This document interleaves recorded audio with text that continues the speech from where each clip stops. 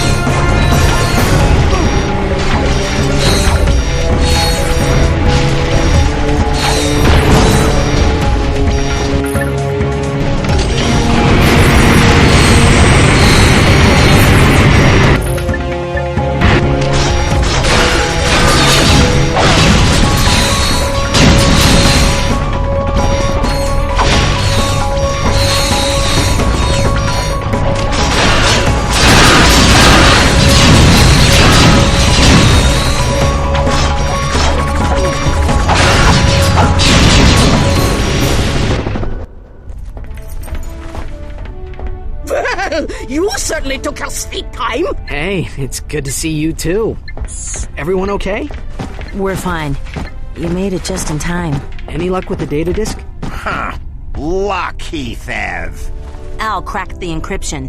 The disk contains a complete copy of Nefarious's battle plan. He's going to attack planet after planet, leaving nothing but robots in his wake.